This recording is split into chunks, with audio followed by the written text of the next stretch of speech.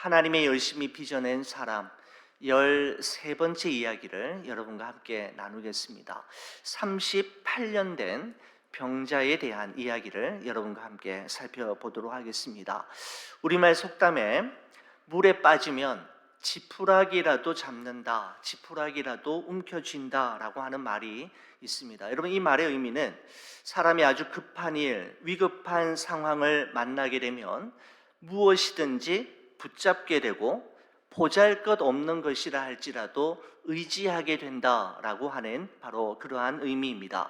여러분, 오늘 여러분과 함께 나누고 싶은 이 본문의 말씀은 바로 그 지푸라기라도 잡고 싶은 그 애절함과 절박함으로 가난한 심령과 애통하는 마음으로 하루하루를 죽지 못해 살아가는 사람들이 모인 베데스다 연못가로 여러분과 저를 안내하고 있습니다. 오늘 이 본문의 사건은 1절에 다음과 같은 말씀으로 시작이 됩니다. 여러분, 성경책 한번 보시겠습니까? 그 후에 유대인의 명절이 되어 예수께서 예루살렘에 올라가시니라 라고 말씀하고 있습니다.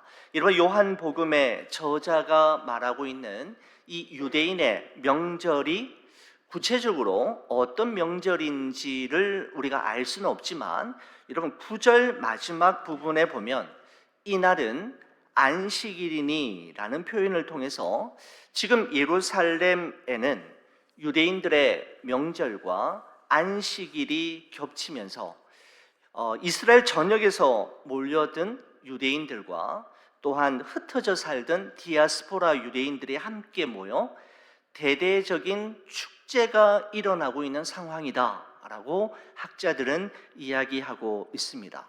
명절과 안식일이 겹치면서 이스라엘 땅에 사는 유대인들 뿐만 아니라 전 세계로 흩어져 있었던 디아스포라 유대인들이 함께 모여서 즐거운 축제가 벌어지고 있는 바로 그러한 배경 속에서 오늘 이야기가 시작이 된다라는 것이죠. 2절 말씀입니다. 예루살렘에 있는 양문 곁에 히브리 말로 베데스다라 하는 못이 있는데 거기 행각 5이 있고 라고 말씀하고 있습니다. 여러분, 거기 보시면은 양문이라고 하는 단어가 나옵니다. 여러분, 양문은 예루살렘 성의 북동쪽에 위치한 성문으로서 하나님께 제물로 드리기 위한 흠없는 양들을 판매하는 곳이 바로 이곳이었을 뿐만 아니라 예배자들이 이 양을 가지고 성전 안으로 들어갈 때 사용했던 문이 바로 이 양문이다 라고 보시면 되겠습니다. 여러분, 그리고 그 양문 근처에 히브리 말로 베데스다라고 하는 못이 있었다라고 성경이 말씀하고 있습니다. 베데스다라고 하는 뜻은 자비의 집이라고 하는 뜻입니다. 자비의 집이라고 하는 뜻인데 House of Mercy라고 할 수가 있죠. 여러분, 이것은 기록에 의하면 성전에서 사용할 물을 위해서 인위적으로 판 우물이었다, 연못이었다라고 이야기하고 있습니다. 성전에서 제사 드리기 위해서 물이 반드시 필요했는데 그 물을 사용하기 위해서 사람들이 인위적으로 판 연못이 바로 이 베데스다인데, 예배자들은 양을 가지고 성문 안으로 들어가기 전에 이 연못에서 양을 깨끗하게 먼저 씻었다고 하죠. 깨끗하게 씻어진 양을 가지고 이제 성전 안으로 들어가서 하나님께 제물로 드리게 되는 것입니다. 여러분, 그런데 이 베데스다 연못 주위에 무엇이 있었는가 하면 행각 5이 있었다라고 말씀하고 있습니다. 여러분, 이 행각이라고 하는 것은 벽은 없고 기둥과 지붕으로만 만들어진 것으로서 비와 이슬을 막아주고 아주 강렬한 햇볕을 피하게 하는 그런 그늘과 같은 역할을 하는 것이 바로 행각이었습니다. 자, 여러분, 그런데 이 3절 말씀은 3절 말씀을 보시게 되면 이 베데스다 연못과 그 5 행각 안에 어떤 사람들이 모여들었는지에 대해서 말씀하고 있는데 3절 말씀 한번 보시겠습니까? 그 안에 많은 병자 맹인, 다리 저는 사람, 혈기 마른 사람들이 누워 물의 움직임을 기다리니 라고 말씀하고 있습니다. 많은 병자라고 하면서 특별히 맹인, 다리 저는 사람, 혈기 마른 사람들이 그곳에 있었다라고 기록하고 있는데, 여러분 공통적으로 이분들은 누군가의 도움이 없이는 단 하루도 살아갈 수 없는 사람들이라고 할 수가 있죠. 지푸라기라도 붙잡고 싶은 애절함과 절박함으로 하루하루를 살아가는, 누군가의 도움을 받지 않고는, 누군가를 의지하지 않고는 살아갈 수 없는 사람들이 바로 이곳에 모여 있었다라는 것입니다. 자, 여러분 정리하면은 이렇습니다. 1절에서는 유대인들의 명절과 안식일이 겹치면서 예루살렘 성 안은 어떻습니까? 전국에서 모여든 수많은 인파들로 인해서 북적북적거리며 인산인해를 이루고 있었을 뿐만 아니라 축제의 분위기가 절정에 이르면서 음악과 춤이, 그리고 풍성한 음식과 웃음소리가 넘쳐나고 있는 상황이 바로 1절이었다면, 여러분 2절과 3절은 그 예루살렘 성벽 하나를 사이에 두고 예루살렘 성벽 밖에서는 어떤 일이 일어나고 있는지에 대해서 기록하고 있는 것이죠.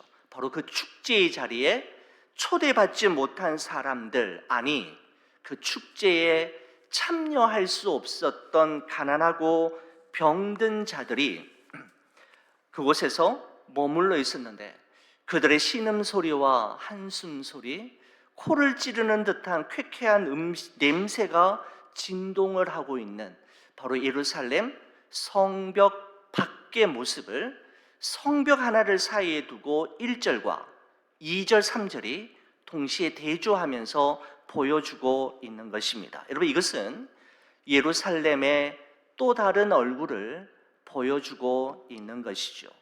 거룩한 성 예루살렘이라고 불리우는 성이지만 아주 예루살렘 성에 감추고 싶은 민낯과 인정하고 싶지 않은 불편한 진실을 보여주고 있는 장면이 바로 1절에서 3절까지의 말씀이라고 할 수가 있습니다. 여러분 그런데 우리 이와 같은 상황에서 우리가 주목해야 할 사실이 있습니다. 그것은 유대인들의 명절과 안식일 그리고 축제가 있었던 그날 예수님이 찾으신 곳은 어디였는가라는 것이죠. 예루살렘 성 안이 아니라 예루살렘 성 밖, 바로 베데스다 연못가이었다라고 하는 사실을 우리는 주목해 볼 필요가 있습니다. 우리 주님의 마음과 시선 그리고 그분의 발걸음은 언제나 초대받지 못한 사람들, 아니 거부당하고 거절당한 사람들, 그리고 아픔과 절망의 자리에 주저앉아 있는 사람들에게로 향하고 있었음을 우리는 말씀을 통해서 볼 수가 있는 것이죠. 바로 이것이 예수님께서 이 땅에 사람의 몸을 입고 이 땅에 오신 이유입니다. 이사야서 61장 1절에서 3절의 말씀에 보면 이와 같은 말씀이 있죠. 주 여호와의 영이 내게 내리셨으니 이는 여호와께서 내게 기름을 부으사 가난한 자에게 아름다운 소식을 전하게 하려 하심이라. 나를 보내사 마음이 상한 자를 고치며 포로된 자에게 자유를, 갇힌 자에게 노임을 선포하며 여호와의 은혜의 해와 우리 하나님의 보복의 날을 선포하며 모든 슬픈 자를 위로하되, 3절은 저와 함께 같이 한번 읽어주시겠습니까? 무릇 시온에서 슬퍼하는 자에게 화관을 주어 그 죄를 대신하며 기쁨의 기름으로 그 슬픔을 대신하며 찬송의 옷으로 그 근심을 대신하시고 그들이 의의 나무 곧 여호와께서 심으신 그 영광을 나타낼 자라 일컬음을 받게 하려 하심이라 라고 기록하고 있습니다.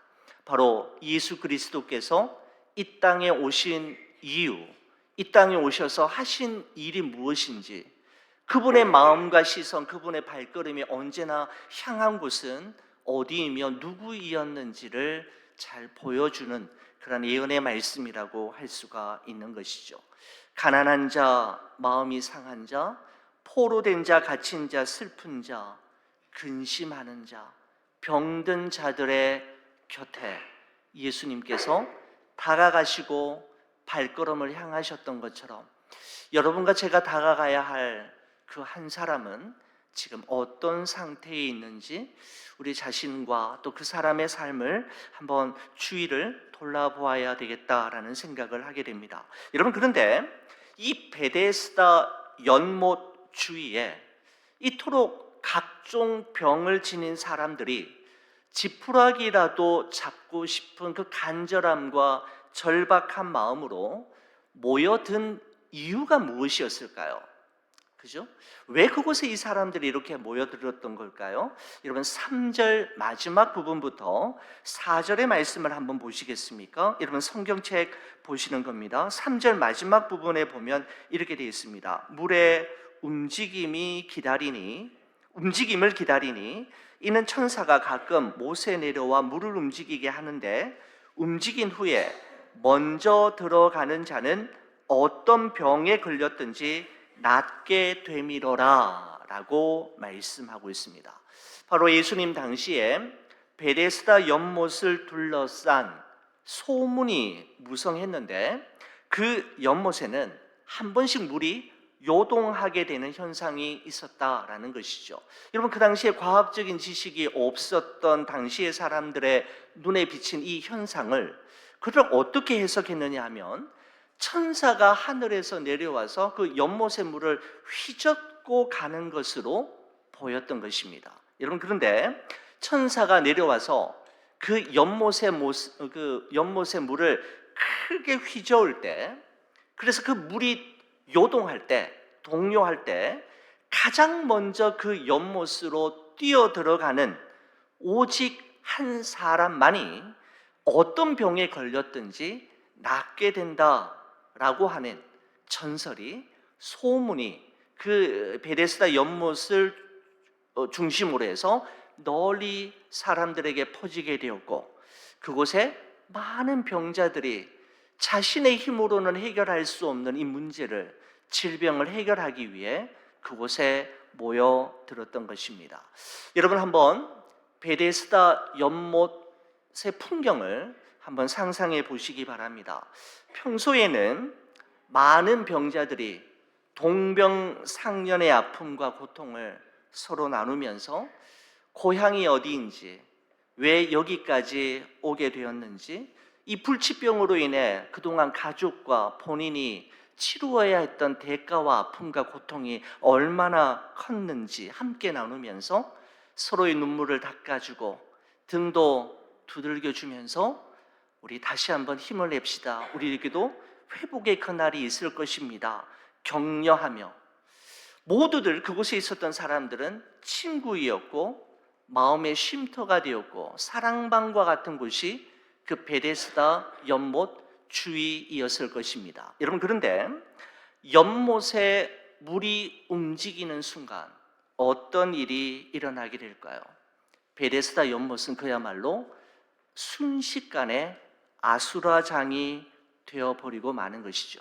먼저 연못 안으로 뛰어 들어가기 위해 서로를 밀치고 넘어뜨리며 짓밟아야 하는 가장 비열하고 무정한 일이 일어나게 되는, 마치 막장 드라마 세트장이 되고 마는 것이 바로 베데스다 연못 주위였다라고 할 수가 있는 것이죠. 모두 다 친구이었고 마음의 쉼터였고 사랑방과 같은 곳이었지만, 연못에 물이 움직이는 순간 그들은 모두 다 경쟁자가 되었고, 그리고 자신의 기회를 빼앗는 적들로 변하고 마는 것이 바로 베데스다 연못 주위에서 일어나고 있는 일이었습니다. 여러분, 그러다가 그 중에서 물이 요동하는 것을 가장 먼저 발견했던 비교적 덜 아픈 사람이 연못 안쪽으로 먼저 뛰어 들어가는데 성공했다고 하십시다. 그러면서 내가 이겼다, 우렁찬 목소리로 내가 나음을 입었다라고 함성을 지르는 순간 그 주위에, 그 베데스다 연못에 있었던 많은 사람들의 눈에는 눈물이 쏟아지게 되었을 것입니다. 여러분, 축하의 눈물일까요? 아니죠. 비통함과 분함의 눈물이죠. 나는 오늘도 실패하고 말았다라고 하는 아주 가슴 아픈 눈물을 흘리는 사람들이 주위에 수도 없이 많아졌을 것입니다. 이런 베데스다 연못은 자비의 집, 하우스 오브 멀시라고 하는 의미를 가지고 있었지만 실상은 대부분의 사람들을 실패자로 만드는 곳이 베데스다 연못이었던 것이죠. 약육강식과 승자 독식과 선착순의 원리가 지배하는 잔인한 장소가 바로 베데스다 연못이었습니다. 여러분, 그럼에도 불구하고 그 많은 사람들, 그 많은 병자들이 그곳을 찾아와야만 했고 그곳을 떠나지 못했던 이유는 자신의 문제를 해결받을 수 있는 유일한 곳이라고 생각했기 때문이고, 사실 이곳이 아니면 다른 어느 곳으로 갈 만한 곳도 그들에게 딱히 없었기 때문입니다. 여러분, 이것이 바로 베데스다 연못의 풍경이라고 할 수가 있는 것이죠. 절망과 실패와 아무것도 기대할 수 없는 그곳, 그죠? 바로 그것이 바로 베데스다 연못이었습니다. 그럼 바로 이러한 상황에서 요한복음의 저자는 우리의 시선을 그 베데스다 연못가에 모여있는 많은 사람들 가운데에서 한 사람에게로 우리의 시선을 옮기게 만드는데, 그 사람이 5절에 기록되어 있습니다. 5절 말씀입니다. 거기 38해 된 병자가 있더라 라고 기록하고 있습니다. 여러분, 요한복음의 저자는 이 사람의 이름이나 신분, 이 사람이 어떤 일을 하는 사람이었는지, 그리고 구체적으로 그가 어디가 아팠고 어떤 질병으로 인해 여기까지 오게 되었는지에 대한 기록은 전혀 언급하지 않고 38해, 38년이라고 하는 숫자만을 강조해서 기록하고 있는 것을 볼 수가 있는 것이죠. 여러분, 예수님 당시에 살았던 유대인들, 예수님 당시 말입니다. 예수님 당시에 살았던 유대인들의 그 당시에 평균 수명이 40세에서 50세까지라고 학자들은 보고 있습니다. 왜냐하면 그때는 아주 위생 상태나 영양 상태가 아주 열악했고, 그 당시만 해도 전쟁이 많았기 때문에 사람들이 빨리 죽는 게 그 당시 사람, 그래서 연세가 많은 분들은 아주 특별한 상황이고, 보통 그 당시의 평균 연령은 40대에서 50대라고 하는 점을 감안한다면, 여러분, 38년 동안 질병을 앓고 있는 이 사람은 자신의 인생 대부분을 이 병으로 인해 절망하며 살았던 사람이라 이렇게 생각해 볼 수가 있을 것입니다. 이 정도 되면 이제 병을 나을 가능성은 전혀 없어 보이는, 그야말로 어느 누구도 이 사람을 경쟁자라고 여기지 않아도 될 만큼의, 그냥 내버려둬도 나의 경쟁자라고 생각하지 않아도 될 정도의 그야말로 무가치해 보이고 절망으로만 빽빽한 상태에 있었던 사람이었습니다. 이런 바로 이 38년 된 병자의 막막한 인생 가운데 한 줄기 빛이 임하게 되었고 따뜻한 햇살이 비치게 되었음을 요한이 말씀하고 있는데, 6절의 말씀 한번 보시겠습니까? 예수께서 그 누운 것을 보시고 병이 벌써 오래된 줄 아시고 이르시되 내가 낫고자 하느냐라고 물으셨습니다. 이 사람을 보시고 아시고 네가 낫고자 하느냐라고 말을 걸어오신 분은 예수님이셨다라고 말씀하고 있습니다. 어느 누구도 이 사람을 향해 눈길을 주지 않았고 어느 누구도 그 사람이 가지고 있는 사연에 대해 관심이 없었으며, 아니 어느 누구도 그 사람이 가지고 있는 문제를 해결할 수 없었는데 예수님이 오셔서 보시고 아시고 너가 정말 낫고자 하느냐라고 물어주셨던 것이죠. 여러분, 아마 저는 그런 생각이 들었습니다. 예수님께서 웬 30세 초반의 젊은 청년이 38년 동안 이 병을 앓고 있었던 자기에게 와서 네가 낫고자 하느냐라고 물었을 때 아마 이 38년 된 병자는 나를 놀리는 사람 정도로 생각하지 않았을까라는 생각이 듭니다. 도대체 이 세상에 어느 누가 나를 낫게 할 수 있단 말인가? 라는 생각이 들었을 것입니다. 여러분, 그래서 그는 7절에 예수님께 이렇게 말했지요.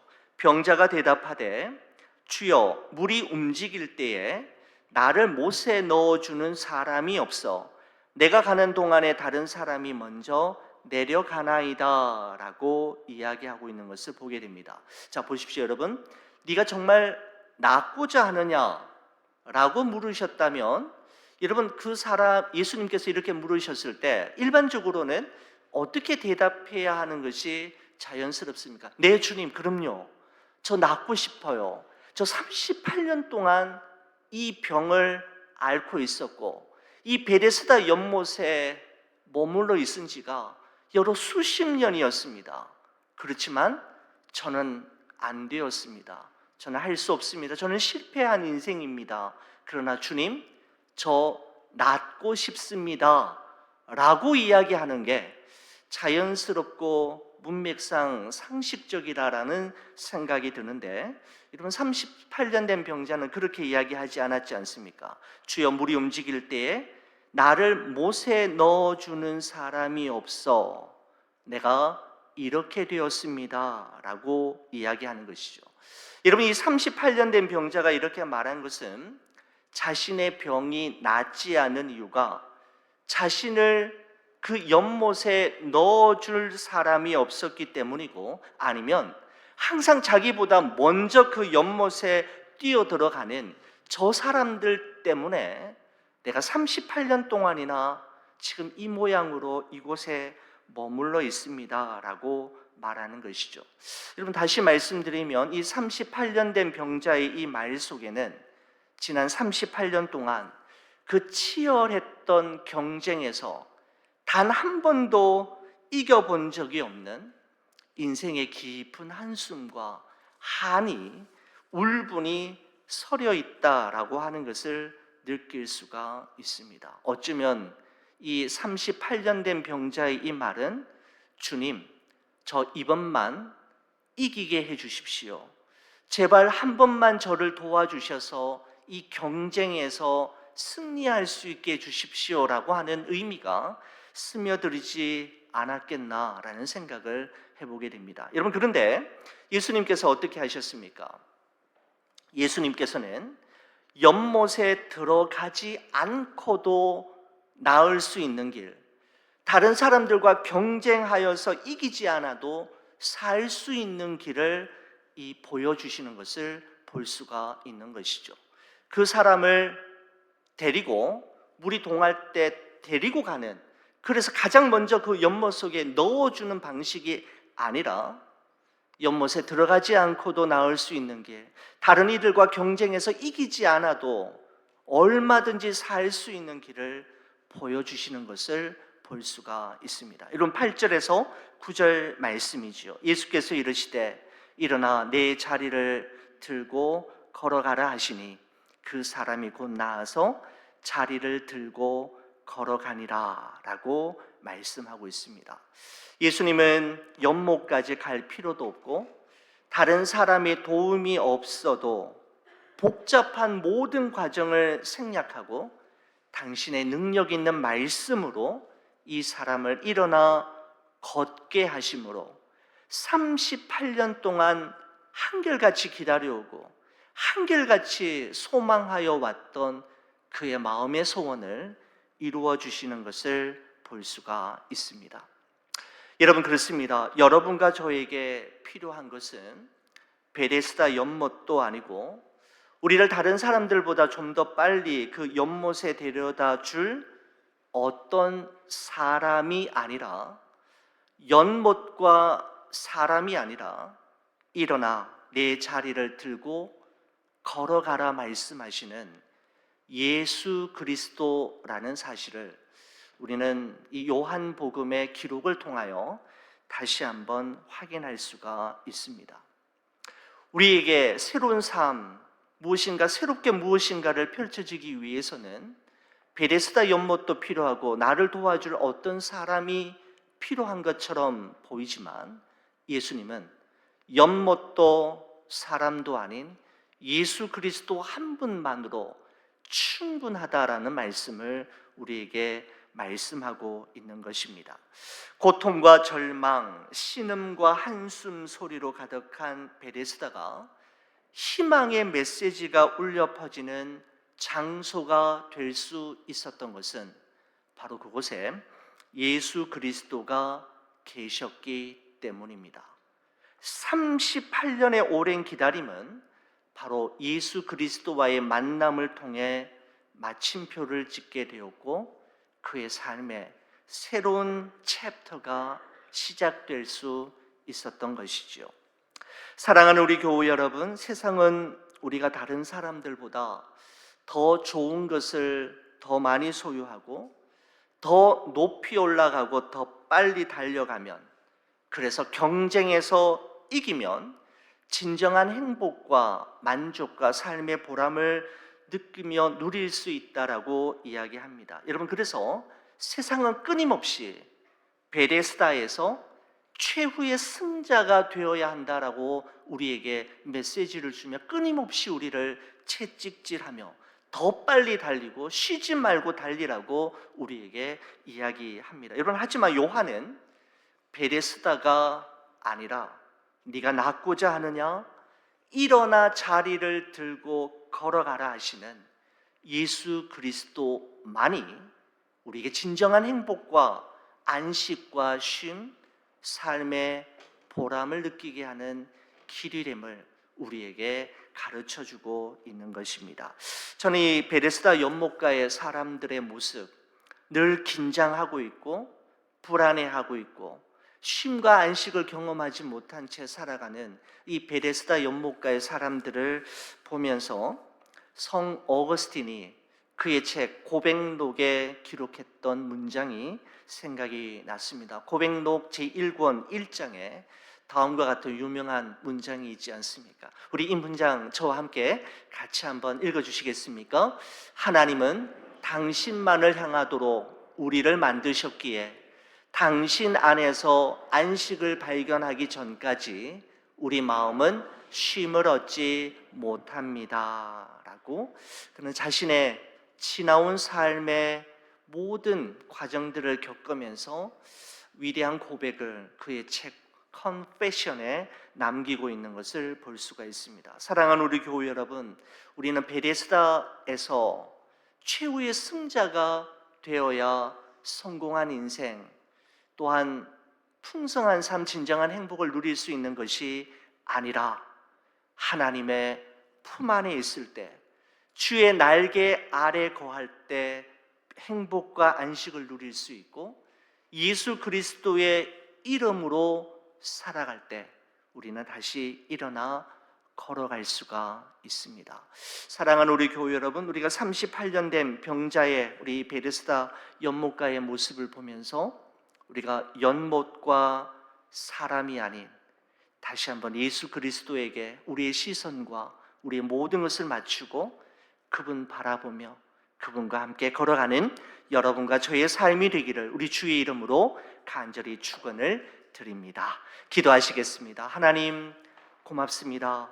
오늘도 베데스다 연못가에 머물러 있었던 38년 된 병자의 모습을 우리 성도들과 함께 나누며 베데스다 연못이 아니라, 베데스다 연못에 넣어줄 그 어떤 사람이 아니라 일어나 걸어가라 말씀하시는 예수 그리스도 한 분만 바라보며 그분 의지하며 그분과 함께 걸어가기로 결단하는 우리 모두가 되게 하여 주시옵소서. 주께 감사드리며 예수 그리스도의 이름으로 기도 올리옵나이다. 아멘. 우리 자리에 앉으셔서